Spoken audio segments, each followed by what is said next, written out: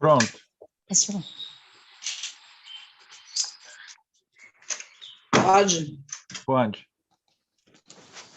Jesus, mestre querido, irmão tão amado, nós te agradecemos, Senhor Jesus, por tudo que fazes por nós, mesmo sabendo que não somos merecedores, tu estás sempre ao nosso lado, nos ajudando, nos orientando, nos perdoando, Senhor, nos dando diversas oportunidades, Senhor, de trabalho, e que muitas vezes nós recusamos porque não queremos ter aquele horário, aquele trabalho.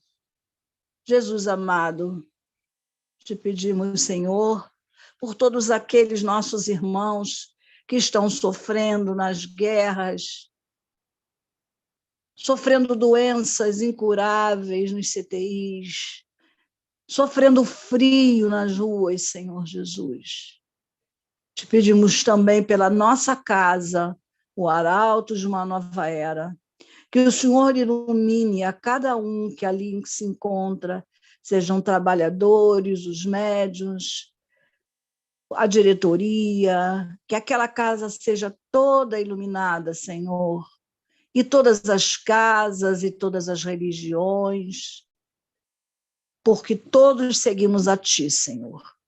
E assim estamos aqui para o estudo do Livro dos Espíritos, que nós possamos, Senhor Jesus, absorver os ensinamentos que nos serão dados. Muito obrigado, Jesus. Fica conosco hoje, agora e sempre. Graças a Deus. Graças a Deus. Vamos começar nosso estudo. O item 206.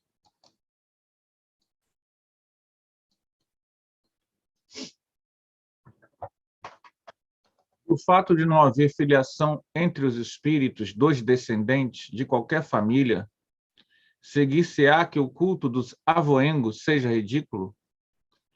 Gente, essa tradução é antiga. A tradução mais nova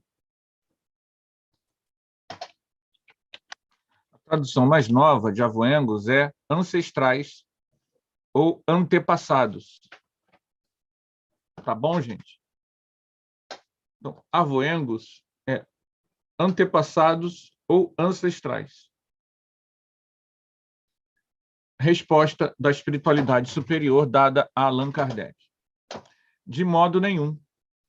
Todo homem deve considerar-se ditoso por pertencer a uma família em que encarnaram espíritos elevados, se bem os espíritos não procedam dos outros, nem por isso menos afeição consagram aos que lhes estão ligados pelos elos da família, dado que muitas vezes são atraídos para tal ou qual família pela simpatia ou pelos laços que anteriormente se estabeleceram.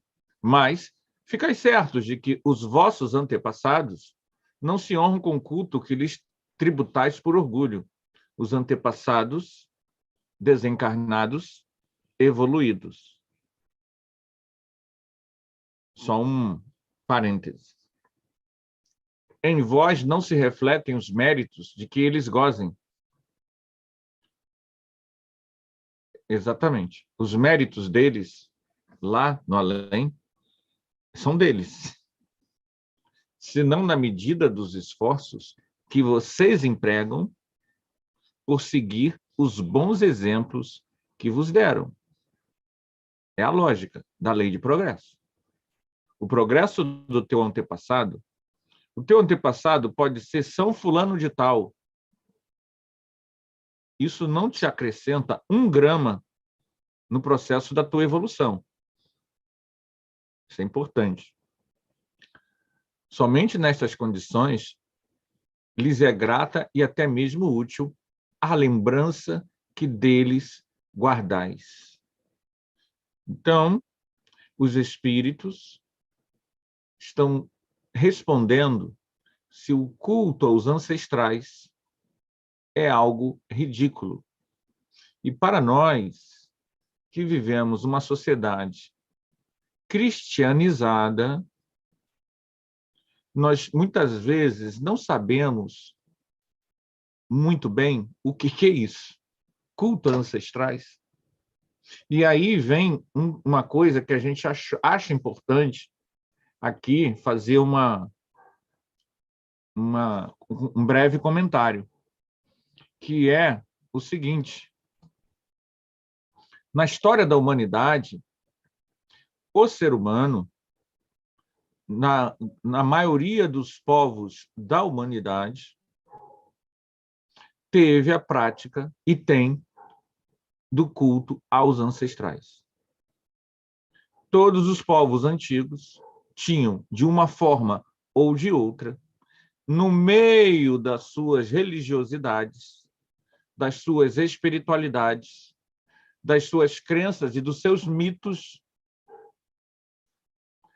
o culto aos ancestrais.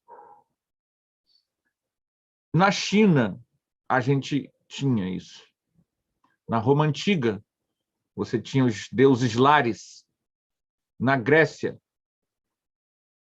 todos os povos da África tinham e têm, naqueles que ainda há crenças animistas, religiosas, espirituais, que boa parte da África hoje ou é cristã ou é muçulmana.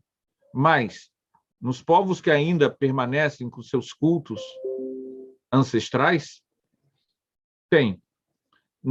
Todos os povos indígenas, todos os povos indígenas, do Alasca ao Ushuaia, a Lau, a Terra do Fogo, passando pela Amazônia, todos os povos indígenas têm cultos aos ancestrais. No Candomblé, que é de matriz africana, tem o culto aos ancestrais. Por que nós não temos o culto aos ancestrais? O cristianismo, ele, na sua história, o cristianismo, na sua história, em um dado momento, ele se torna a religião oficial do Império Romano. Ele se torna uma religião não perseguida, e como o cristianismo ele tem uma característica totalmente diferente das religiosidades, das outras religiosidades, que é a conversão. Por que eu estou dizendo isso? Entre os celtas, não existe a ideia de você converter um viking. Os deuses celtas são para os celtas. Os deuses tupi são para os tupis. Os deuses indianos são para os indianos. Os deuses gregos são para os gregos. Os povos antigos, eles funcionam assim. Eles não trabalham com conversão. Eles trabalham com a ideia de ancestralidade. Os meus deuses são os meus ancestrais e os deuses dos meus ancestrais. Eu sigo a tradição do meu povo. Já o cristianismo, ele, quando os imperadores se tornam cristãos, pouco a pouco, os líderes da igreja, tendo todo o apoio do imperador, vão acabando com outras religiosidades. Então, o cristianismo deixa de ser perseguido para começar a ser perseguidor. A primeira pessoa conhecida na história mártir da perseguição cristã não poderia ser por menos foi uma mulher, chamada Hipácia, que era uma filósofa matemática neopitagórica, e por isso mesmo, por ser neopitagórica, possivelmente e platônica, possivelmente reencarnacionista. Possivelmente. Não há documentos. Mas, por ser dessa escola, eles eram, isso não tinha nenhum bloqueio quanto a isso. Ela foi a primeira a ser perseguida e morta. Tá? Daí em diante, o cristianismo fica atrelado, o Império Romano acaba, mas os reinos que surgem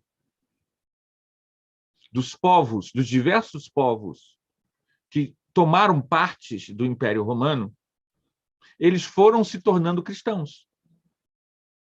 E sempre os líderes se empenharam, a igreja, ela se mantém unida e ela se mantém atrelada a um projeto.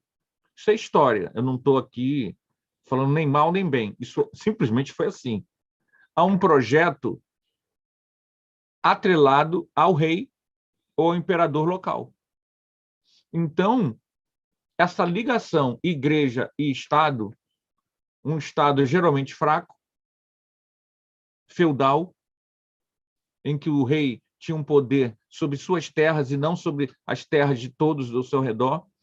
A igreja era uma das forças que esses reis tinham para manter coeso algum tipo de união do que seria o seu reino. Porque muitas vezes, na Idade Média, o rei ele era muito simbólico, ele não tinha força. Uma das formas dele manter essa força era a religião. Então, a intolerância a qualquer religiosidade na Europa foi total. Tanto é assim que mesmo a gente ainda usa o termo pagão. A gente não usa esse termo pagão? Ah, os pagãos. Quem são os pagãos? Na verdade, pagão não existe. O paganismo são as religiosidades, as espiritualidades que já sempre existiram na Europa, como sempre existiram religiosidades na África, religiosidades na Ásia. Só que o cristianismo, ele via qualquer religiosidade não cristã, e todas elas, lembrem-se bem, todas elas tinham culto ancestrais, como coisa demoníaca. Se você não está conosco, você está contra nós. Por isso que nós hoje não temos essa noção da ancestralidade no campo da religiosidade. Porque, apesar da história humana, a ancestralidade está muito ligado à religiosidade e aos mitos locais, como o cristianismo ele fez uma limpeza nesse sentido, a gente olha assim, cultos ancestrais, coisa estranha. Mas, por exemplo, quem é do candomblé acaba tendo essa vivência, acaba tendo essa experiência. Por quê? Porque, além do culto aos meus ancestrais, pai, avô, bisavô, trisavô e por aí vai, há também os cultos aos ancestrais de alguma prática. Então, você tem o culto aos ancestrais, que não são meus diretos, mas são da prática do Kung Fu, da prática do Reiki, da prática do Candomblé. Então, a pessoa, quando entra para algum grupo desse, ela acaba incorporando na sua prática diária a homenagem aos ancestrais que não são os seus ancestrais. Não é o pai do pai do pai do seu avô. Então, tem duas formas de culto aos ancestrais, de homenagem aos ancestrais. Aquela que é direta a nossas ancestrais, que é o que tinha muito em Roma, por exemplo, os deuses lares. No filme Gladiador, tem um momento que ele está mexendo nos bonequinhos. Aqueles são os deuses lares. No filme, no desenho da Mulan, tem o Michu, um desenho que eu ri muito. Não sei se vocês viram, Mulan, da Walt Disney. Eu ri muito com aquele desenho. A coisa melhor do mundo é você quase que morrer de rir no cinema. E ele, o Michu, é escolhido pelos ancestrais da Mulan, não sei se vocês lembram, para acompanhar a Mulan. É um espírito lá, é um Deus lá. Então, percebam como o culto aos ancestrais tem muita ligação com a questão da mediunidade, do xamanismo. E o que os espíritos estão dizendo? Que isso não é algo ridículo. Gente, hoje, com o conhecimento da genética, a gente sabe que há um tipo de gene que é híbrido. Ele é pedacinho da mãe e ele é pedacinho do pai, e esses genes híbridos, eles remontam a uma ancestralidade muito antiga. E é através desses genes híbridos que eles conseguem, por exemplo, saber de onde que a gente deriva. Então, tem como saber, existe todo um campo da genética hoje, que é a genética que investiga a ancestralidade, por exemplo, de que partes da África vêm meus ancestrais. Por causa de quê? Por que tem como saber? Porque tem pessoas que comungam comigo, lá na África hoje, desses mesmos genes bem antigos. Então, isso fica em mim, fica em cada um de nós.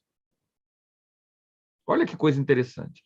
Aí o Jung vai nos falar, Carl Gustav Jung vai falar do inconsciente coletivo, que é uma espécie de memória ancestral, não das vidas dos nossos antepassados, mas de uma inteligência dos processos de resolução emocional que vai passando entre gerações.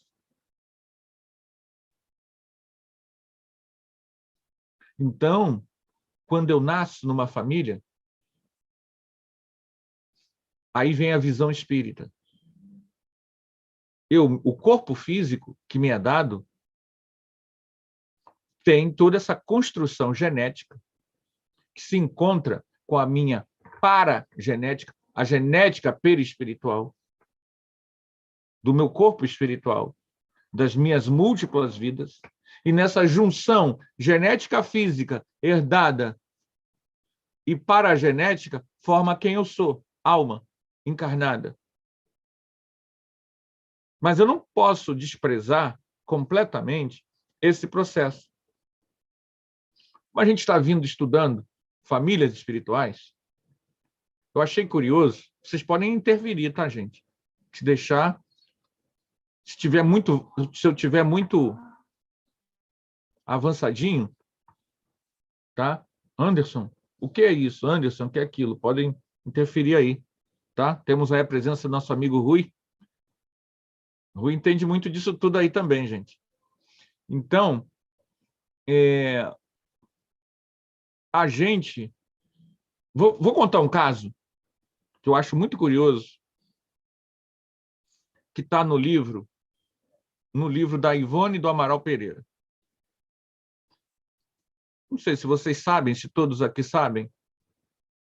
Ivone do Amaral Pereira, se vocês lerem os livros dela, vocês vão ver que em cada livro dela, vários livros dela, você vai ter a figura dela encarnada. E isso significa que ela tem mais ou menos o mapeamento dos últimos 2000 anos dela em romances. Só que num dos livros, não sei se é esse que a gente está estudando aos sábados, Recordações da Mediunidade ou Devassando Invisível, agora eu não lembro, ela vai falar que ela tem a ajuda de uns índios que são seus ancestrais do corpo físico que ela ocupa hoje. O que ela teve, Ivone do Amaral Pereira. ela é oriunda, como boa parte dos brasileiros, ela tem sangue indígena e negro. Português, indígena e negro.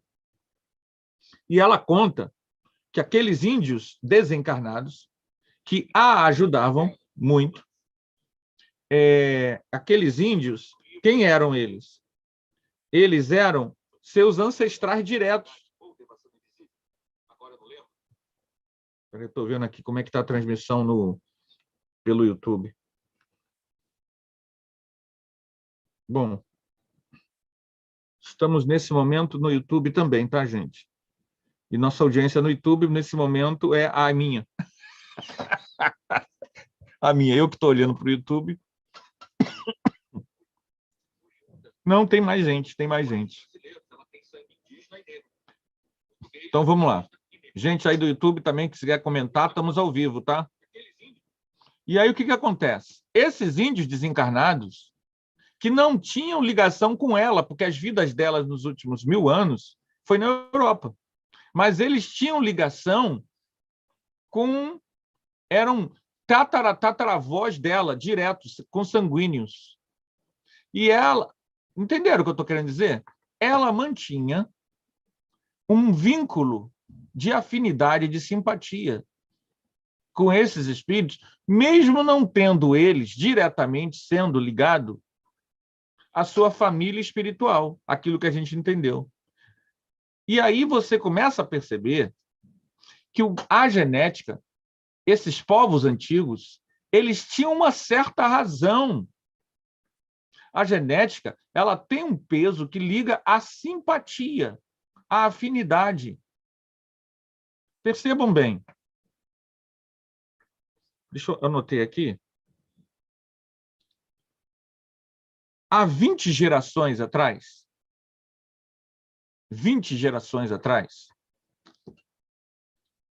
16 gerações atrás, o número de nossos ancestrais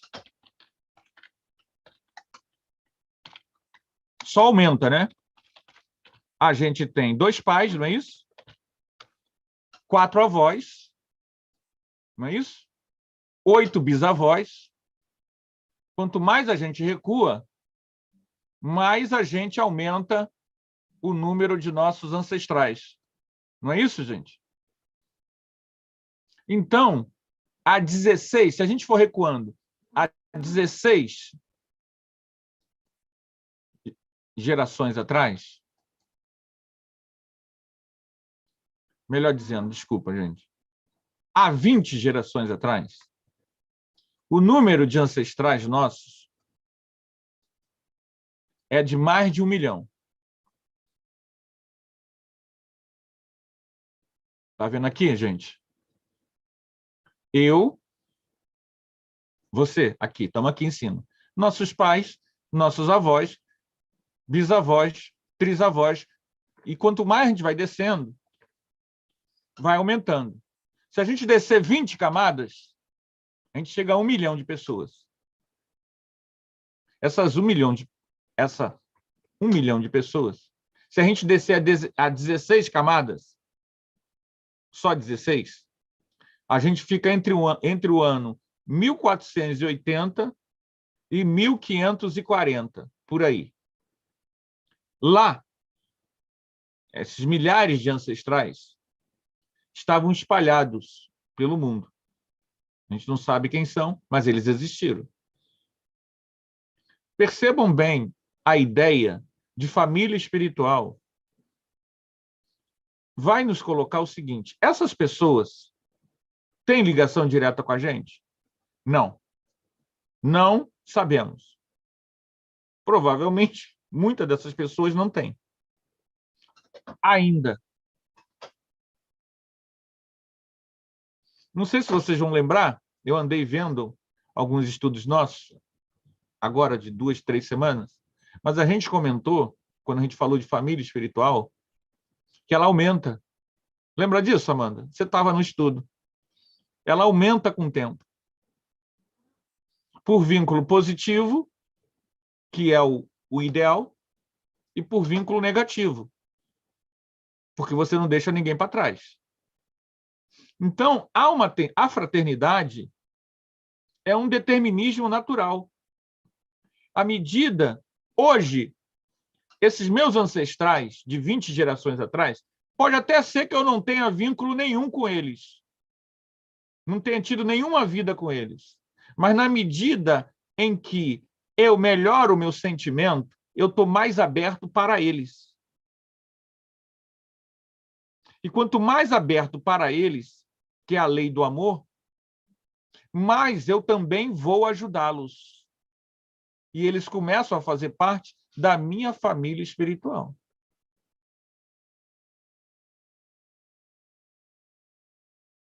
Então, a família espiritual, ela vai se tornar um dia na eternidade, no quê? Família universal. Na medida do meu sentimento. Veja bem, isso não é uma coisa que você obriga alguém a fazer, não. Isso que é o melhor da coisa. Isso não é obrigatório. Não se preocupem com isso, não. Isso será, mas quando será? Pode ser, entende? A gente amplia ou diminui... Oi, pode falar, alguém falou? Vamos lá. Eu falei, Denise. Eu não entendi muito bem. Queria te perguntar uma coisa. Sim. Você disse que, assim, não tem tempo, entendi, assim, não é uma coisa obrigatória e tal, que um dia essa família vai se tornar uma família universal, correto? Sim. De acordo com o sentimento, com a afinidade. Mas aí eu fiquei confuso um pouco pelo seguinte, por exemplo, esse montão de gente aí, né, essa montoeira de gente aí que está nessa tabela aí, mais um monte de escala que a gente não desceu. Gente, para danar. Não precisa nem convidar ninguém para uma festa, só a família aí já enche a casa. Aí a minha pergunta é, mas, por exemplo, o meu sentimento lá pelo meu tataravô, depois, é legal, mas, de repente, o dele por mim não é. Então, a gente não consegue unir esse sentimento. Não, mas veja bem. Mas aí ele já está lá, né? Ele já está mais evoluído, ele já está amando, né? Não. É isso? Porque assim, eu fiquei imaginando que é por afinidade, né? Não. De sentimentos, não é? Não. Então pode me explicar, que eu acho que eu fiquei confusa aí. Família espiritual, a princípio, seria por afinidades. A gente tem que alargar o termo para o nome chamado grupo evolutivo. Porque família espiritual dá a impressão de só ser positivo, realmente. Vamos falar de grupo evolutivo.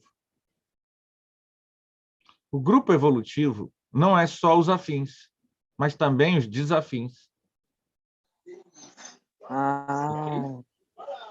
Melhorou. Grupo evolutivo, ele não é algo que eu queira, que eu defina.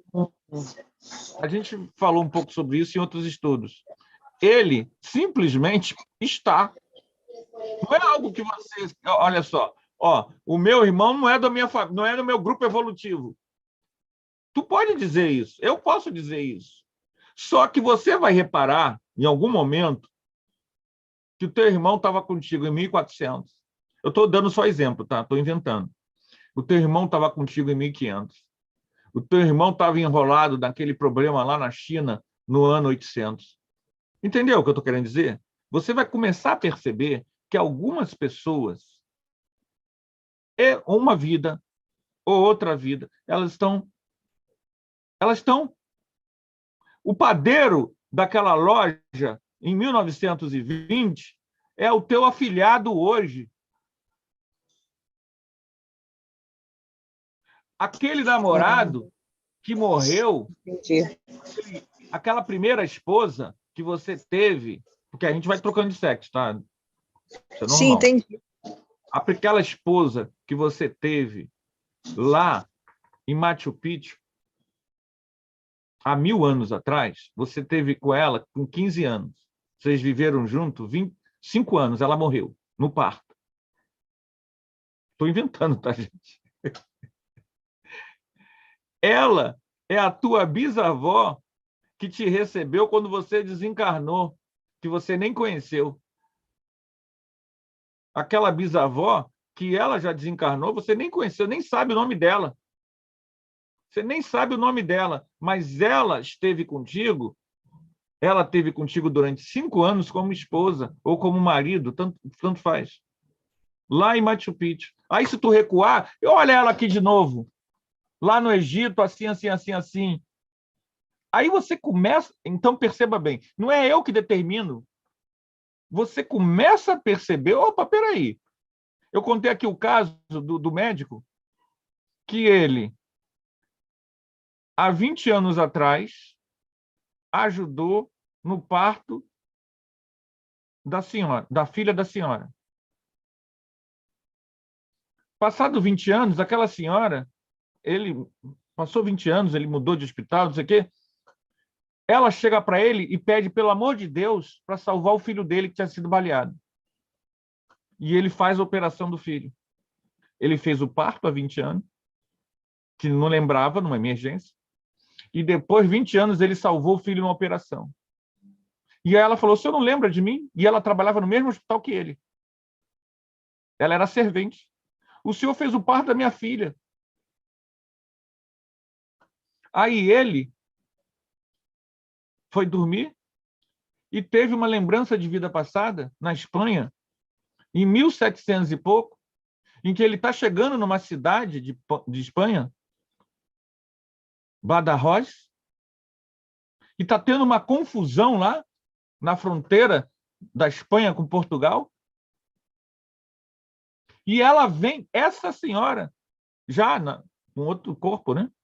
Vem chorando, dizendo, mataram todo mundo, meus filhos, salva meus filhos. O salva meus filhos fez ele lembrar.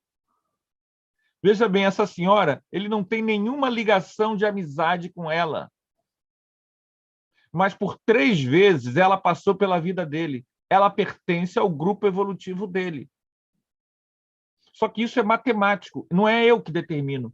Não é alguém, não é Deus. Não, você começa a perceber, na medida em que o teu entendimento espiritual se amplia, percebam bem, você começa a perceber que essas pessoas, caramba, estão aqui de novo. E isso é mó barato, gente. E aí, quando você começa a ver que os espíritos nos dizem que sim, o culto aos ancestrais tem algo de sério, por quê? Porque é uma forma de você transferir afeto, de você ter ligação. Porque os nossos ancestrais, gente, eles não tinham conhecimento profundo espiritual que a gente tem hoje. Muitas vezes você está inseguro, você está choroso, você está só, você não tem ninguém. Então você se segura no seu pai desencarnado, no seu avô desencarnado, porque você sabe que essas pessoas, estando onde estiverem, elas te amam. A gente faz isso muitas vezes hoje. A gente está num momento desesperador e pede para a nossa mãe que está desencarnada, a nossa avó que está desencarnada, aquela tia que a gente... Não temos isso hoje, ou não? Muitas vezes a gente não... Você não, Cristina, mas muita gente tem. Eu faço. Eu faço também. Viu, Está Cristina? todo mundo errado, hein? Não é para fazer nada disso, não. Deixa os que já foram ficar quietos, gente. Cristina, fala aí, você tinha levantado a mão. Não, essa família universal é nada mais do que os espíritos que entrelaçam, né? É tido que a cada momento a gente está numa posição, né? Uma hora a gente é avó, outra hora a gente é neto, né? Outra hora a gente é tio, outra Não hora... necessariamente. Não. Não Sim, é uma mas coisa a assim. consequência, né? Mas o meu espírito, né? Ele tem antepassados, igual você falou, né? E esses antepassados, cada hora eles tiveram de um jeito, né? Vamos falar assim, uma hora era meu avô, outra hora esse meu avô passou a ser meu filho, outra hora... Assim eu estou botando pertinho, mas como você veio puxando, né, 16 camadas, é muito mais, né? E tem outra coisa. Outra hora eu estou em outra genética. Sim. Eu posso desencarnar hoje aqui, como Anderson, nessa família, a família Santos, e reencarnar na Noruega. Sim, Em breve, me aguardem. mas foi por isso que eu falei, são espíritos que se entrelaçam, né? Entendeu? E lá, como Larsen, eu vou estar numa genética completamente diferente.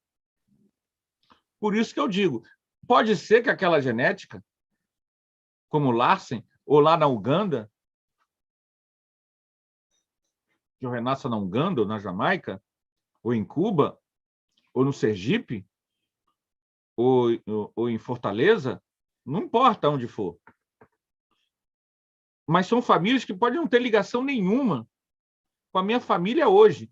E também o meu corpo físico, os que eu já tive e o que eu vou ter, vão ter algum traço genético, físico,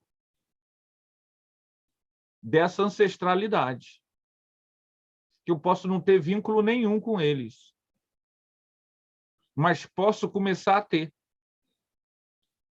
Se eu tiver um vínculo de amor, etc. Mas, Cristina, você ia falar mais alguma coisa? Não, eu só ia falar uma coisa, o que eu interrompi aí, que eu não me lembro quem falou, que pede, né, para a mãe, não sei. Gente, não faz isso não, a gente não sabe a situação que os nossos amores estão na espiritualidade.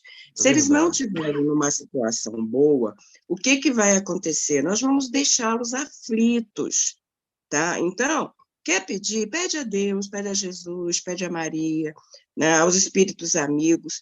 Não faça isso, gente. Meu Deus, quem sou eu para estar comentando? Mas é verdade. Mas não, a gente não...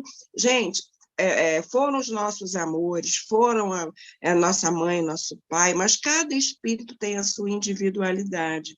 Cada um está lá de um jeito. Às vezes, a mamãe que vocês estão pedindo ajuda aí ainda não está em condição de ajudar. Vai deixar o espírito aflito, ou então, né, com vontade de ajudar, vai estar perto, ao invés de te ajudar, vai prejudicar. Então, é só por isso, tá, gente? A gente não deve fazer isso. É um respeito ao amor que nós tivemos por eles enquanto eles estavam aqui do nosso lado. Então, em vez de pedir, faz uma prece, em benefício dessa pessoa que já foi. Eu não estou errada, né?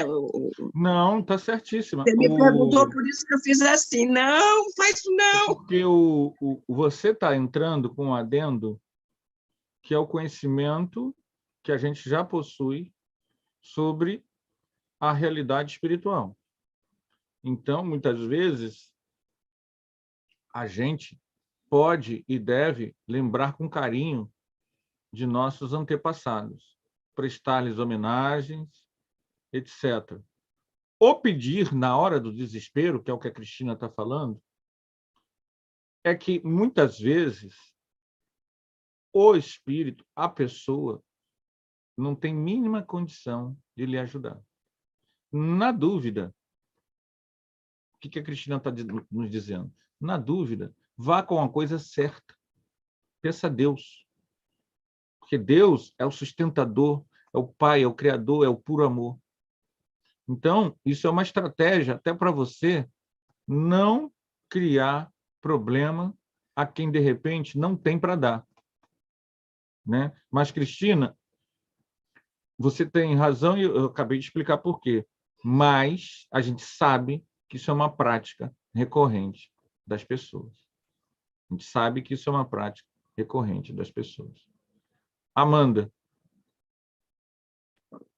Vou contar uma história e quero a confirmação se é realmente família espiritual.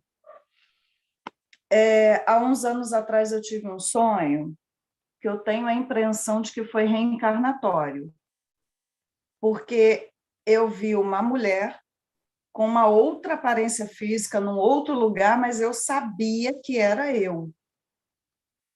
Inclusive, eu conseguia ver todos os pensamentos dessa mulher, porque, na verdade, ela era eu. E essa mulher, eu não vou me aprofundar, né, em detalhes, mas essa mulher tinha um cargo de liderança em um determinado local, e ela tinha responsabilidade sobre um grupo de pessoas, e ela sabia que tinha um grupo menor que estava para fazer algo. Na verdade, ela tinha dificuldade para lidar com esse público grande, né? E tinha um grupo menor que ela sabia, no caso eu, né? Sabia que ia fazer algo errado. Eu era a única pessoa que poderia intervir, mas eu não agi. E isso acabou refletindo em consequências diretas a mim. Eles fizeram a coisa errada e foram em cima de mim, porque eu era líder. E aí eu não vi a continuação do sonho, mas eu ouvi uma voz falando: você foi presa e você foi morta por causa disso. E aí a voz falou assim: e hoje todas essas pessoas que você liderava, e essas pessoas que você liderava nessa vida, hoje são seus alunos. Isso é a família espiritual? Se esse Sim. sonho estiver de acordo, né? Se esse sonho for real, né? Se esse sonho estiver de acordo, você está começando a perceber que o acaso não existe. E a gente, mas veja bem, perceba bem aquilo que a gente comentou. Você não é obrigado a nada. Ninguém está dizendo que qualquer professor tem que ter um vínculo de afeto com seus alunos. Mas, ao ter, ele começa a fazer resgate de coisas que ele nem sabe. E não importa. Claro, se ele estudar a espiritualidade, ele vai começar a vislumbrar isso como você está vislumbrando. É uma tendência natural. Mas, perceba bem, como essas pessoas, a gente não vai ter relação de amizade com elas. Alunos que a gente já teve, alunos que a gente vai ter. A gente não vai mais ver, não vai ter contato nenhum. Mas passam por nós. Percebeu? Eles passam por nós. É um processo cíclico, em que, vida após vida, essas pessoas passam por nós. E aí, você começa a perceber que você está dentro de um grande círculo de milhares de pessoas que estão sempre, não todas, mas numa certa encarnação, elas passam. Na outra, outras passam. Aí depois aquela de novo passa, depois outra. Isso, como você começa a perceber o que é um grupo evolutivo. Essas pessoas, elas estão sempre no palco iluminado da sua vida, das suas vidas. Ora você estuda junto com ela, ora ela nasce tua sobrinha, ora ela seu pai, ora ela é guerreiro junto contigo, ora é teu empregado, ora é alguém que você, como médico, atendeu. Essas pessoas estão sempre... Elas não sabem, você não sabe. Mas aquela palavrinha, ninguém se livra de ninguém. Então, minhas relações, aí voltando agora para um aspecto moral dessa história, precisam ser saudáveis com todas as pessoas. Não por causa disso. Não por causa disso. É um imperativo ético. Minhas relações têm que ser o mais saudável dentro possível, porque a gente não é santo, a gente não é perfeito. Mas, de qualquer maneira, com essa visão, você começa a perceber como nós estamos todos atrelados.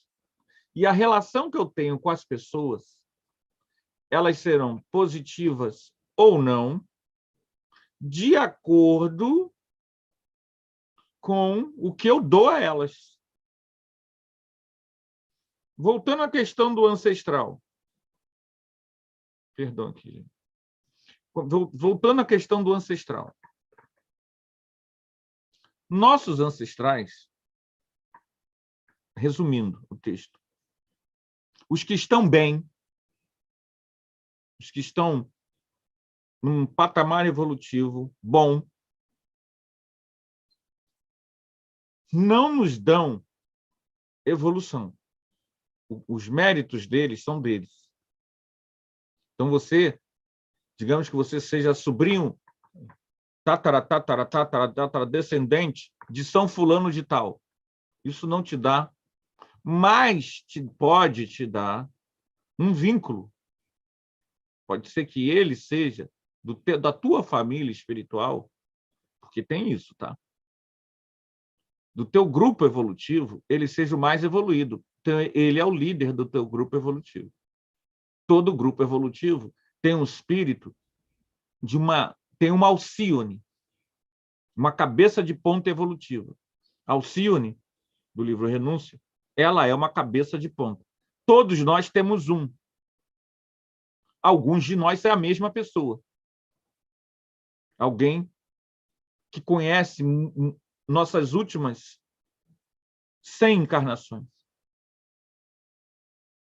Esse espírito é um ancestral, evolutivo. Não necessariamente foi nosso parente. Mas, veja bem, é interessante a gente saber que essa prática antiga dos povos antigos, da ancestralidade, tem a correspondência mediúnica, que a gente vê no desenho Mulan. Muitas vezes, que foi o que eu quis contar com a Ivone do Amaral Pereira, esses ancestrais genéticos, eles estão nos amparando. Eles criam conosco laços de afinidade. Em comunicações psicografadas por Chico Xavier, eu gosto muito de ler essas mensagens de desencarnados que foram e mandam mensagem para os seus pais. Muitos deles dizem assim: eu fui recebido pela minha bisavó fulana de tal, que às vezes, gente, nem os pais sabem quem é. Porque aquela bisavó é trisavó. Então, há casos em que eles têm que procurar para pesquisar quem é aquela pessoa, porque ninguém sabe quem é. E, na verdade, aquela pessoa é a avó da mãe, do pai de quem está dando a mensagem. Ou seja, 4 gerações de ancestrais atrás. E aquele espírito, que é um ancestral, recebeu esse jovem desencarnado e está lá ajudando ele. Isso é comum você ver. Então... O Anderson, eu não sei nem como é que chama, mas o meu irmão, quando mandou a psicografia dele, ele citou João Jacinto, e a gente foi descobrir que foi o avô do meu avô. Eu nem sei o que fala. É avô, bisavô, trisavô, o que é? É depois do trisavô. Exatamente. O avô do... Então, você veja, a gente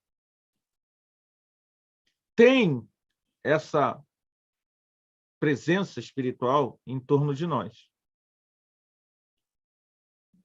que a gente, às vezes, nem conhece. E que podem ou não ser diretamente ligados ao nosso grupo evolutivo.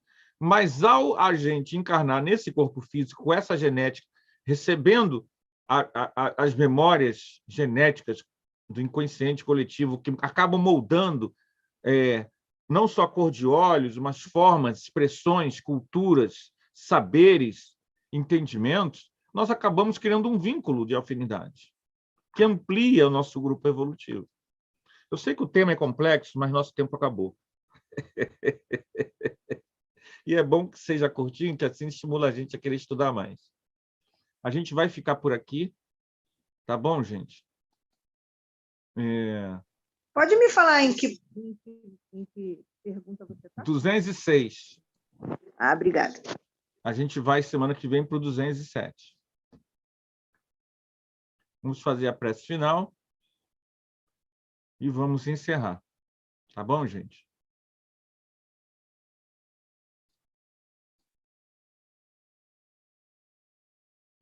Deus, Criador de tudo que existe, Senhor dos universos, foco da vida e do amor, que une todos os seres e coisas numa profunda comunhão universal. Abre, ó Pai, nosso entendimento para a fraternidade pura. Que em teu nome, Senhor, possamos quebrar todas as barreiras de intolerância, de separatividade, de ódio.